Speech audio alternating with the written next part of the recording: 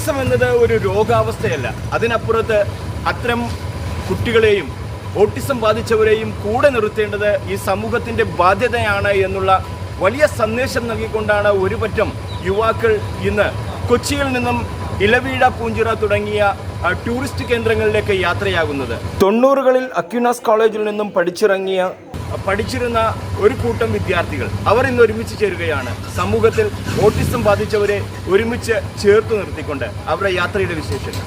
Actually ഞങ്ങൾ plan ചെയ്യുന്ന വേറൊന്നുമല്ല. പലപ്പോഴും നമ്മൾ ഓട്ടിസത്തിന് നമ്മളൊരു വേറെ കണ്ണുകൂടിയാണ് സമൂഹം പലപ്പോഴും കണ്ടുകൊണ്ടിരിക്കുന്നത്. ശരിക്കും പറഞ്ഞാൽ ഓട്ടിസ്റ്റിക് ആയിട്ടുള്ളവർക്ക് വേണ്ടത് അവരുടെ സമൂഹത്തിന് സഹതാപമോ അല്ലെങ്കിൽ ദൈവമോ കാരണമൊന്നുമല്ല, അവരുടെ കരുതലാണ് വേണ്ടത്. നമ്മുടെ കൂടെ നടത്തുക, അല്ലെ കൂടെ കരുതലൂടെ നമ്മുടെ കൂടെ തന്നെ ഒപ്പം തന്നെ നിർത്തുക, അവരെ പറ്റുന്ന കൈപിടിച്ച് നിർത്തുക, പറ്റുന്ന ഒരുപടി മുന്നിൽ നിർത്തുക. ഇതാണ് നമുക്ക് അവർക്ക് വേണ്ടി ചെയ്യാൻ പറ്റുന്നത്. അവർക്ക് അവരുടെ പിതാക്കൾക്കായാലും പാരൻസിനായാലും കുട്ടികൾക്കായാലും അത് വേണ്ടത് സഹതാപമൊന്നും അല്ല വേണ്ടത്. അപ്പോൾ ഇതാണ്, അതുകൊണ്ട് തന്നെയാണ് നമ്മൾ ഇങ്ങനെ ഒരു യാത്ര പ്ലാൻ ചെയ്തത്. അപ്പോൾ താങ്ക് യു എല്ലാവരുടെയും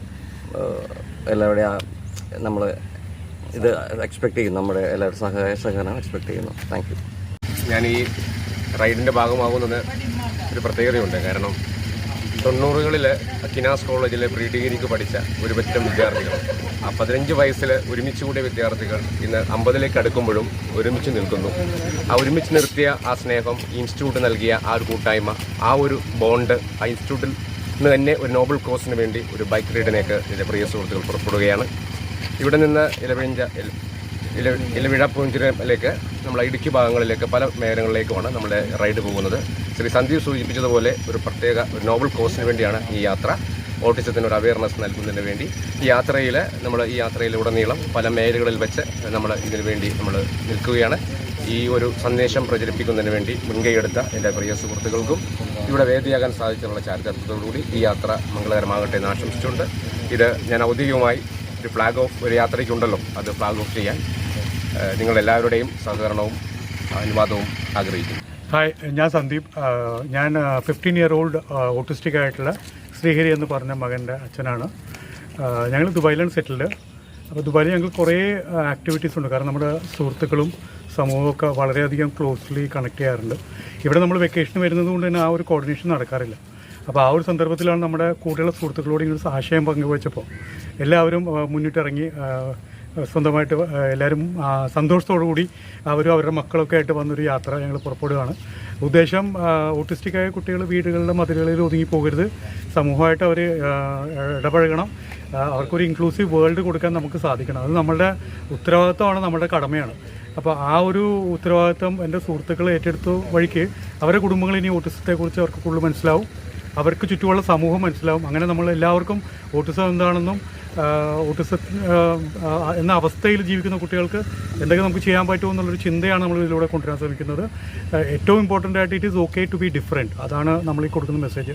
അപ്പോൾ വ്യത്യസ്തരാണെങ്കിലും അവർ നമ്മുടെ ഭാഗമാണ്, നമ്മുടെ സമൂഹത്തിൻ്റെ ഭാഗമാണ്. ഇതാണ് ഞങ്ങൾക്ക് പറയാനുള്ളത്. ഈ യാത്ര മംഗളകരമായി വരട്ടെ. Thank you very much.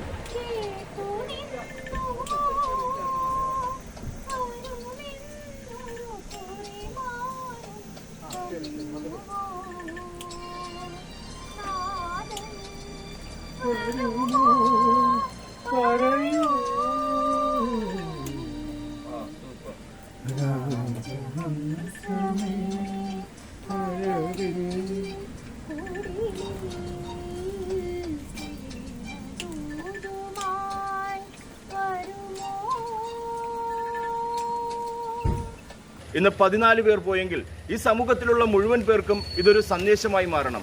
Autism എന്നത് ഒരു രോഗാവസ്ഥയല്ല, അവരെ ചേർത്ത് നിർത്തുകയാണ് വേണ്ടത് എന്നുള്ള വലിയ സന്ദേശം നൽകുന്ന ഒരു യാത്രയായി ഇത് മാറട്ടെ. കൊച്ചിയിൽ നിന്നും ന്യൂസ് ടുഡേക്ക് വേണ്ടി റിഡ്ജൻ റബല്ലോ.